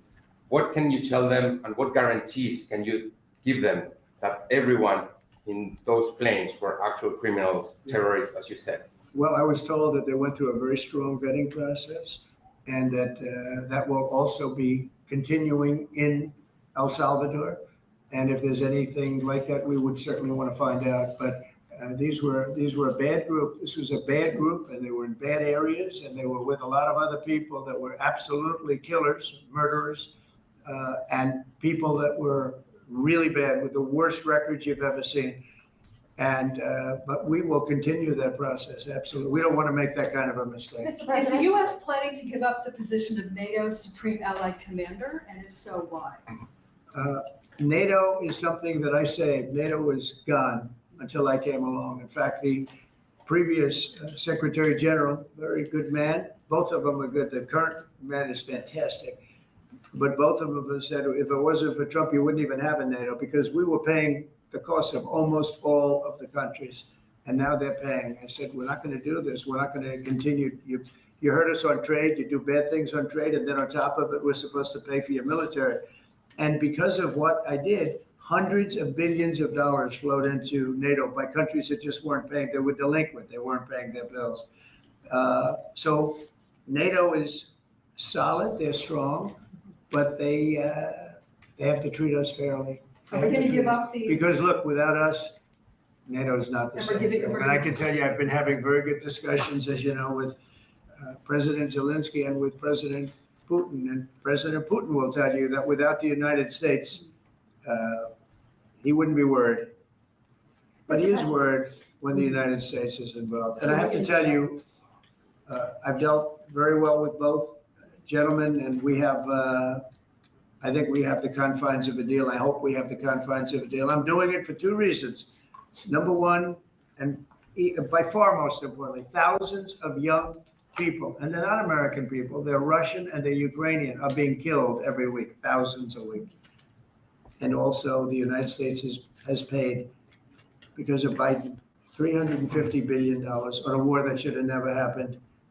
If we had a competent president in this sitting right here, that war would have never happened. It would have absolutely never happened with me. And it didn't happen. For 4 years, it didn't happen. Mr. President, do you think you have the authority, the power to round up people, deport them, and then you're under no obligation to a court to show the evidence against them? Well, that's what the law says. And that's what our country needs, because we were, unfortunately, they allowed millions of people to come into our country, totally unvetted, totally unchecked. So you ought to ask, did he have the authority to allow millions of people? Did Biden have the authority to do something that's unthinkable? Have open borders where millions of people poured into our country, totally unvetted and totally unchecked, just as you would say. And many of those people were criminals. Many of them were from jails and prisons and mental institutions and gang members and drug dealers and very dangerous people. Many were murderers. We have 11,088 that we know of murders they murdered. Of that number, at least half killed more than one person. They're in our country. They're in a location near you. Biden allowed that to happen to our country. And his people that really ran the country. And the person that operated the auto pen, I think we ought to find out who that was, because I guess that was the real president. So when you ask me if we have the authority, did Biden have the authority to allow millions of people to come into our country. Many of these people, hardened criminals at the top of the line who have caused tremendous damage in our country. You see them in New York City fighting with our police. I mean, literally having fist fights in the street with our police. These are tough, hard criminals. Many of them came out of jails, and not just South America, from all over the world. They came from Africa, from the Congo. They came out from Asia, not just South America, but many from South America. These are hard, tough criminals, and we have to get them out. And a judge sitting behind a bench someplace got a nice appointment. You can't take that away from the people that are responsible. Now, in this case, Marco Rubio has a lot of big decisions to make, and he's a fantastic person, a great man. I think he'll be our best. I think he has a chance to be our best Secretary of State. He's been doing incredibly. He works so hard. He's gone to so many different countries already, and he's got the authority to get bad people out of our country. And you can't stop that with a judge sitting behind a bench that has no idea what goes on, who happens to be a radical left lunatic. Do you think the judiciary? You guys today are denying. You guys are denying this New York Times report that Elon Musk was going to be shown a 20 to 30 page presentation about a theoretical war plan against China. Why not just show it to Elon? Because I don't want to show it to anybody. You know, you're talking about a potential war with China. Now, I deal with these people all the time, and I'm dealing with Pete. I'm dealing with these gentlemen on numerous different airplane purchases, and I think they're all going to be great. But I don't want other people anybody seeing potential war with China. We don't want to have a potential war with China, but I can tell you if we did, we're very well equipped to handle it. But I don't want to show that to anybody. But certainly you wouldn't show it to a businessman who is helping us so much. He's a great patriot. He's paying a big price for helping us cut costs, and he's doing a great job. He's finding tremendous waste, fraud, and abuse. But I certainly wouldn't want, Elon has businesses in China, and he would be susceptible perhaps to that. But it was such a fake story. The New York Times is just as fake as CNN and MSDNC. And anybody read that story, people laughed at that story. Who would do such a thing? And the first thing I did is I called Susie and I called Pete. I said, is there any truth to that? And they said, it's ridiculous. No, he's over there to talk about costs. You might want to address that, Pete. But Elon was over there today to address costs. Doge, thing called Doge, which you've heard about. Pete? That's exactly right, Mr. President. You pointed out it was a fake story. We pointed out it was meant to sort of undermine whatever relationship the Pentagon has with Elon Musk. Elon Musk is a patriot. Elon Musk is an innovator. Elon Musk provides a lot of capabilities our government and our military rely on, and I'm grateful for that. We welcomed him today to the Pentagon to talk about Doge, to talk about efficiencies, to talk about innovations. It was a great informal conversation. The rest of that reporting was fake. There was no war plans. There was no Chinese war plans. There was no secret plans. That's not what we were doing at the Pentagon. I might add that I think Elon, if they ever wanted to do that, I think Elon wouldn't do it. I think he wouldn't do it. He wouldn't want to put himself in that position. But if you read what's out of the New York Times, it's such a dishonest newspaper. It's such garbage. It's, it used to be called all the news that's fit to print. Well, it's all the news that's not fit to print. They have fake sources, or they don't have sources. I think they make most of it up. But this was a made-up story by the New York Times. I call it the failing. It's a failing newspaper. It's failing. And they shouldn't do that. They really are the enemy of the people. And We do need honest journalism in this. We've made such big strides over the last 2 months, but we just need honest journalism, and we don't have it. When you have a CNN, you have to watch these people every once in a while just to see where they're coming from, and it's so dishonest. MSNBC is, I think, probably worse, and they're both doing horribly in the ratings. I think they're going to be turned off. I don't think they're not doing any ratings. You're doing well on the ratings. Mr. President, I understand that your trade rep is meeting their Chinese counterpart next week. Yes. Is there anything that they can do to stop April 2nd or to roll back the tariffs that you put on China already? Well, we could talk, but basically, I call April 2nd. I would have made it April 1st, but I didn't want to be April Fool's Day because then nobody would believe what I said, and they do believe me. April 2nd is going to be Liberation Day for America. We've been ripped off by every country in the world, friend and foe. We've been ripped off on trade. We've been ripped off on military. We protect people and they don't do anything for us. It's just so unfair for years and years. And now some of that money is going to be coming back to us in the form of tariffs. I mean, tens of billions. It's going to be numbers like nobody's ever seen. So NVIDIA announced today, you saw that, hundreds of billions of dollars of investment. The biggest chip maker in the world announced hundreds of billions of dollars of investment, hundreds of billions, not millions, but billions. They're all coming here. Apple just announced $500 billion worth. They're going to build plants here. You know, they built their plants in China. They're going to build them here. And they're starting immediately. We have investment, the likes of which this country has never seen, already announced. And they all want to have news conferences. I don't have enough time to have that many news conferences, but I would say so far at least $4 trillion. $4 trillion is coming in. Car companies, very importantly, a lot of the car companies that were going to build in Mexico or Canada are now building here, because I don't want cars from Canada. I don't want cars from Mexico. They want to do it, it's fine, but I want the car companies to build here, not, they were building in Mexico 3 plants, big plants, really big plants, and they were going to sell the cars right across the border. We wouldn't have the jobs, we wouldn't have the profits, we wouldn't get the taxes, we get nothing. All we get is unemployment and empty factories. Those days are over. So now those 3 places are going to build here, but many more than that. We have a big one. Honda is building, just announced a really big plant in Indiana, great state, smart place to build. And we have many car companies coming here. The steel mills are going to be booming, And many other things come with that. But we need that for defense. There are certain things you have to have. You have to have steel. We would have had, if I didn't do in my first term, tariffs to stop the onslaught, because they were dumping steel in order to destroy our steel plants. If I didn't do 50% and even 100% in certain cases tariffs on steel, you wouldn't have a steel plant in the United States. And Biden was unable to get rid of those tariffs because they threw off so much money that his numbers, which didn't work anyway, because his numbers were terrible. What he did, the way he spent money was so horrible. And what he allowed to happen to energy. That's the other thing. Energy is going to be like it's never been before.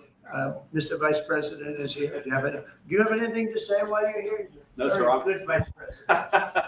I'm just here to watch the show, sir. Okay. I think airplanes are pretty cool, so I wanted to check this out. Airplane's cool. It is cool. Mr. President, anything that China can do to take off the trade war at this point, though? Well, I'll be speaking to President Xi. I have a great relationship with him. We're going to have a very good relationship. But we have a $1 trillion deficit because of Biden with President Xi, more than that. I mean, I've heard $1.2 trillion. We have a deficit. And I've explained that to President Xi. We also have a problem where he's allowing fentanyl to be sent into Mexico and then cross the border and, killing. I think the number is much higher than the 125, 115 that I think it's closer to 300,000 people a year.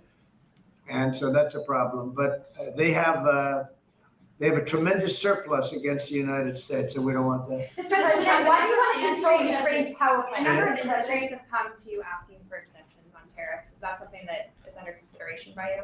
Well, people are coming to me and talking about tariffs, and a lot of people are asking me if they could have exceptions.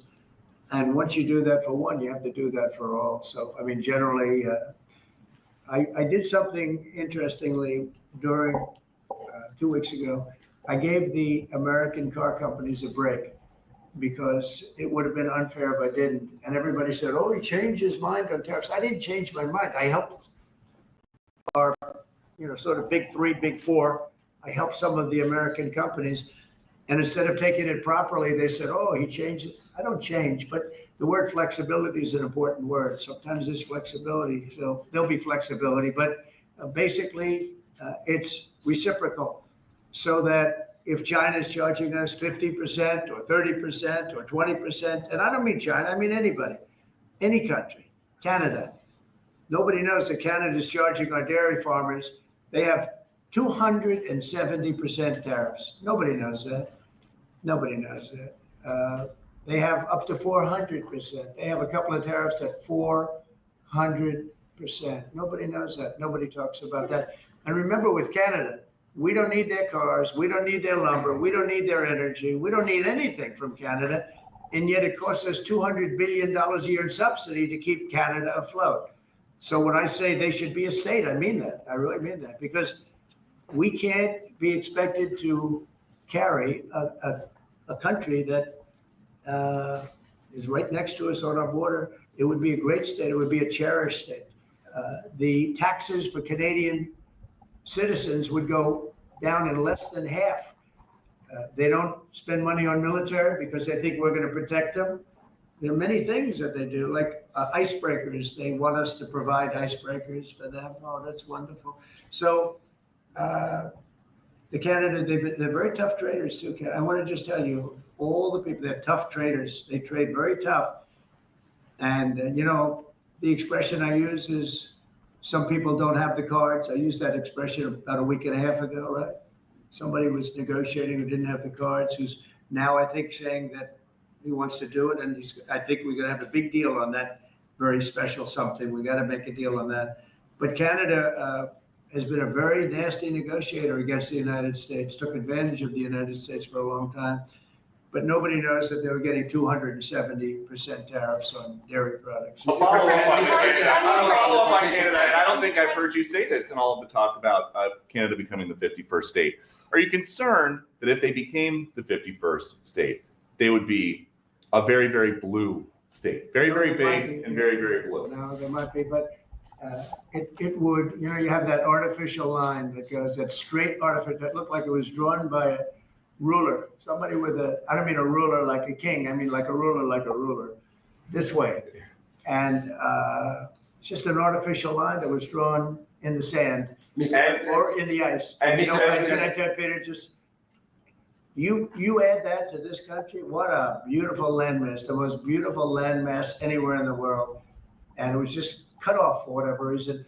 It would be great. Now, is it liberal? Maybe, but you know, a conservative until I got involved, because I don't care who wins up there. I frankly probably would do better with a liberal than the conservative, if you want to know the truth. But just a little while ago, before I got involved and totally changed the election, which I don't care about, probably it's to our advantage actually, but the conservative was leading against, I call him Governor Trudeau, the conservative was leading by 35 points. So, you know, so I don't know about that.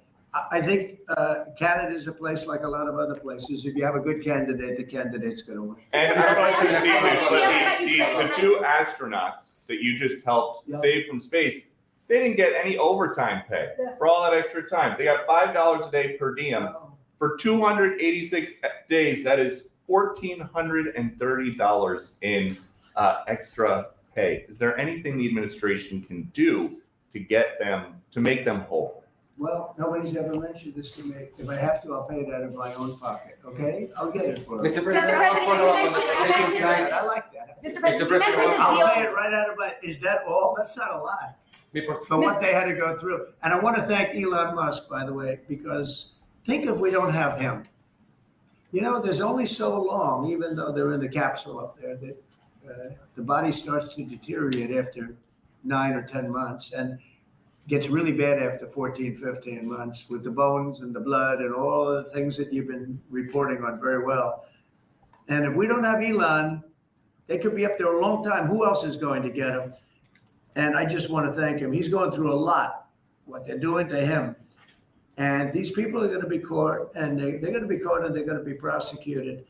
And from what they tell me, I see this just by watching your programs and reading the news, but from what they tell me, they could get 20 years in jail, and they'll get it. I'll tell you, there's going to be no leniency, and there'll be no pardons. I can tell you that right. And you said this morning 20 years in jail, and then maybe you said this morning 20 years in jail, and then maybe they'll go to one of these prisons in El Salvador. Do you think with the way that the judges have been issuing injunctions, it would be easier or harder to send these Tesla domestic terrorists to a jail in El Salvador than these MS-13 or Tren de Aragua guys? Well, I view these people as terrorists just like others. These are, when I looked at those showrooms burning And those cars, not one or two, like 7, 8, 10 burning, exploding all over the place. These are terrorists. You didn't have that on January 6th, I can tell you. You didn't have anything like that on January 6th, which is sort of amazing because on January 6th, the Democrats were talking. Nobody was killed other than a very beautiful young woman, Ashley Babbitt. Nobody was killed. And you look at what's going on now with these terrorists. These are terrorists, and that's an organized event. You know, take a look at their signs. Take a look. They're all made by the same sign company. A nice, expensive job. Now, these are the people that finance it are, in my opinion, in just as big a trouble as the people that are setting the match and setting the fires. So we'll see. It's under very serious investigation by the FBI and by the Justice Department. These people are terrorists. Mr. President, you mentioned a deal with Ukraine. Mr. President, what do you say to American military families who are seeing Elon Musk at the Pentagon today, are hearing about Defense Department cuts, and their thoughts are immediately going to the safety of their loved ones who are currently deployed? Well, we're making our country strong. And when they see a thing like that and they hear that story about Elon and China, what they should do is realize that the New York Times is a corrupt institution, because I think they're the ones. They knew that story wasn't true. Nobody believed that story.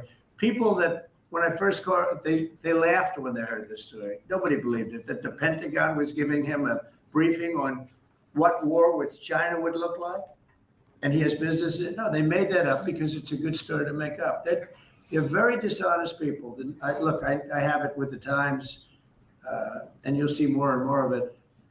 To me, it's a very dishonest organization. But a story like that is made up. It's total fiction. And I just wanted to make sure. I called up Chief of Staff and I called up Pete. And I said, is there any truth to that? Absolutely not. He's there for Doge, not there for China. And if you ever mention China, I think he'd walk out of the room. He wouldn't take it anyway. So it's just a made up story.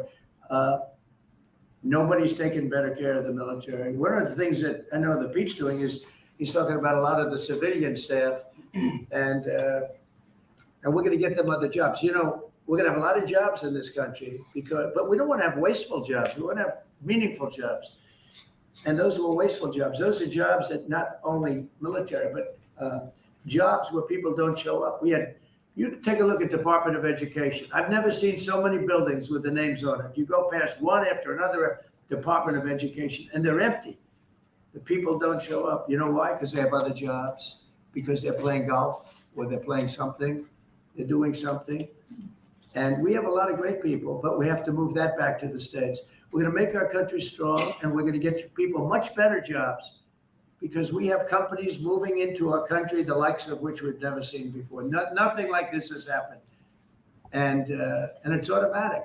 They don't want to pay the tariffs. How do you avoid paying the tariffs? You build your plant in the United States, and it's a beautiful thing to see. I see it. So far, I would say $4 trillion. Nobody's ever heard of them. No country's ever heard of numbers like that. $4 trillion, and those are the best ones. The biggest, best chip maker in the world. I'm not a fan of the CHIP Act, where you give billions of dollars away to companies that don't need it, and it won't bring them here. I'm giving nothing away. All they're doing is coming here. They're building because they want to avoid. Remember this on the tariffs, too, because that's going to be, Liberation Day, April 2nd. It's reciprocal. If they charge us, we charge them. So somebody say, well, how much are the tariffs? Very fair. If India, as an example, has been very bad to us on tariffs, they charge 100%, 200%, whatever they charge. Now, Europe just announced they're lowering the tariffs on cars. We charge like a joke, 2.5%. That's what this country charges. Europe just announced that they're reducing their tariffs on cars to 2.5%. It's nice. But they also have non-monetary tariffs where they make it impossible for the cars to get in even without the dollars on them, the dollar signs. It's called a non-monetary tariff, where they put on controls where no matter what happens, because they don't want cars, they don't want the American car in their market. And yet they send us millions of cars. They send us big agriculture. They don't want our agriculture. They don't want anything from us. European Union's very tough. But Now it's fair. So whatever they do to us, we do to them. Mr. President, you mentioned last month you mentioned. Russia continues to attack Ukraine. Are you planning to impose any sort of Well, sanctions? they're fighting against each other. Yeah, I think we're gonna have, we have a ceasefire on a lot of areas, and so far that's all held very well. And getting that ceasefire, you know, they had a lot of guns pointing at each other. You had some soldiers unfortunately surrounded by other soldiers, and they are going to be, I believe we're gonna pretty soon have a full ceasefire, and then we're gonna have a contract. And the contract's being negotiated, the contract in terms of dividing up the lands, et cetera, it's being negotiated as we speak. What do you say to critics who say that your actions towards law firms amount to coercion? Well, the law firms all want to make deals. You mean the law firms that were going after, that went after me for 4 years ruthlessly, violently, illegally? You mean, are those the law firms you're talking about? They're not babies, they're very sophisticated people. Those law firms did bad things. They went after me for years. Russia hoax, all a hoax. It was a hoax. It was Hunter Biden's laptop. It didn't come out of Russia, by the way. It was came out of his bedroom. It was all a hoax developed by Democrats. Hillary, I don't think Biden did, because I don't think Biden knows what the hell he's doing, frankly, based on everything I see. I've seen things since being here that are so sad. What he's done to this country, what he and they did to this country, those people that surrounded him, who, by the way, are radical left but smart. He's not smart. He was never smart. But these are radical left, smart people. They totally controlled him. He did whatever they told him to do. And it's a shame. It's so sad to see what happened, what they've done to this country, both not only the inflation you saw, but allowing millions and millions of criminals into our country. That's an inexcusable act. And many other things besides that. Thank you very Mr. much. President, can we talk one more question on Ukraine? Why do you want to control Ukraine's power plants, sir? Thank you. Thank you very much.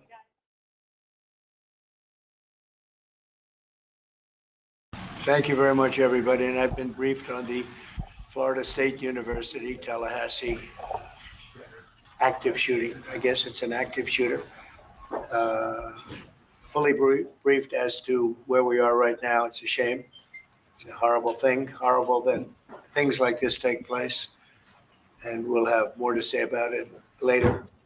In the meantime, it's an honor to have the Prime Minister of Italy with us, Prime Minister Meloni, who's doing a fantastic job. I would say that she has taken Europe by storm and highly respected. Everybody loves her and respects her, and I can't say that about many people. And she's become a friend, and we really have a great relationship between Italy and ourselves. And we talked about trade. We talked about many things during our luncheon, and she'll be saying a few words, but she's a very special person, and it's nice to have you with us. Thank you very much. Thank you very much, Mr. President. Thank you for your warm welcome. Thank you for this occasion, which is aimed to strengthen our relation, our friendship that comes from very far. You know, today is April 17, and April 17 marks the anniversary of the agreement that allowed Cristoforo Colombo to make his trip. And I say to remember how ancient are our ties, but also to remind that we both share another fight, which is the fight against the woke and ideology that would like to erase our history. And as I know that we share lots of things on tackling illegal migration, on fighting against synthetic drugs. You know, Italy has been one of the nations that made a plan against fentanyl, for example. But we have been talking about many bilateral topics and things that we can do together about defense, about economic, about economy, about space, about energy. Italy will have to increase its LNG imports.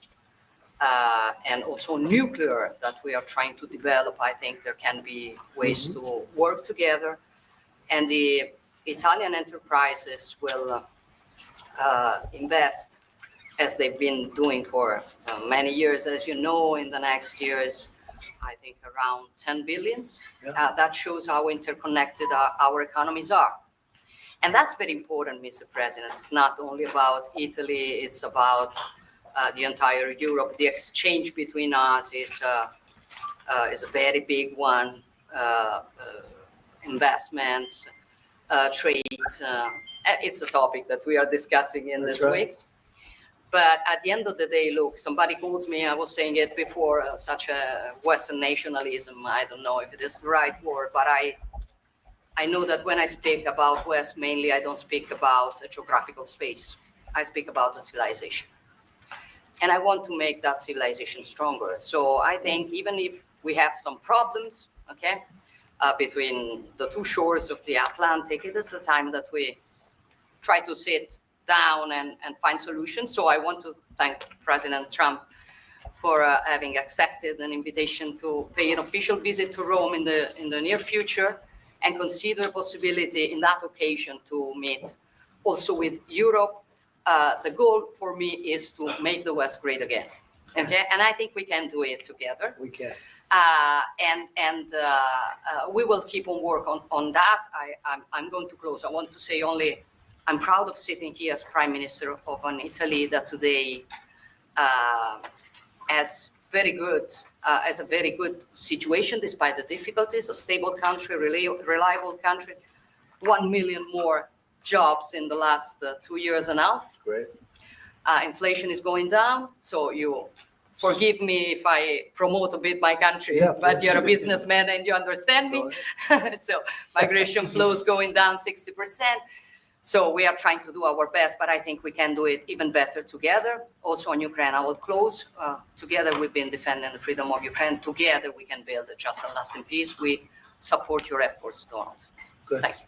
Thank you very much. And I think we're doing well in that effort, but we want to get it done, and we'll see if we can. We want to save. On average, think of it, every week, 2,500 people are being killed, mostly soldiers, Russian, Ukrainian soldiers.